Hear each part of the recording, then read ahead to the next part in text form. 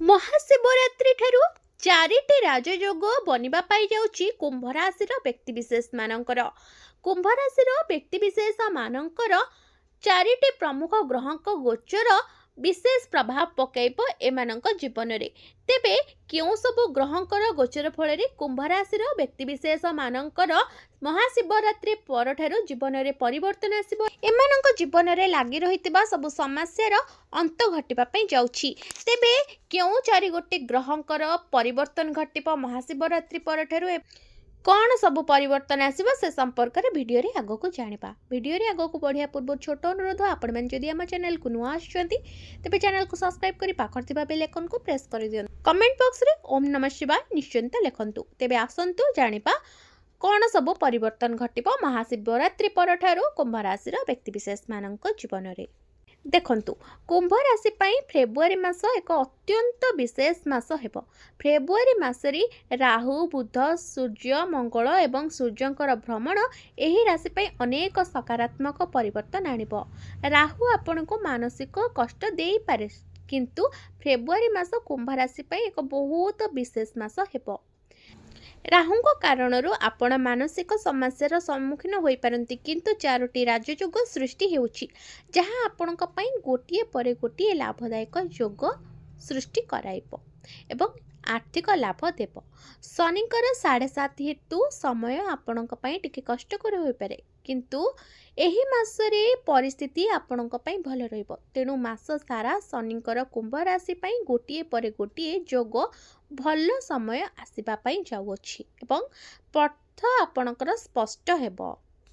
देखंतु फेब्रुआरी मासरे बुध 3 तारिख रे प्रथमे कुंभ राशि रे प्रवेश करिवे। एहा परे सूर्य फेब्रुआरी 13 तारिख रे कुंभ राशि रे प्रवेश करिवे। उल्लेखनीय पिता पुत्र जुगल सृष्टि हेबो। मंगल फेब्रुआरी 23 तारिख रे कुंभ राशि रे प्रवेश करिवे। राहु पूर्वरु कुंभ राशि रे उपस्थित रही अछंती। एही चारोटी ग्रहंकर संयोग द्वारा लक्ष्मी नारायण योग बुधादित्य योग शुक्रादित्य योग एवं मंगलादित्य योग समेत एक चतुर्ग्रही राजयोग सृष्टि हेबा पई जाउछि। वैदिक ज्योतिष अनुसार एही योग गुड़िक राशि पई गुरुत्वपूर्ण लाभ प्रदान करिबो।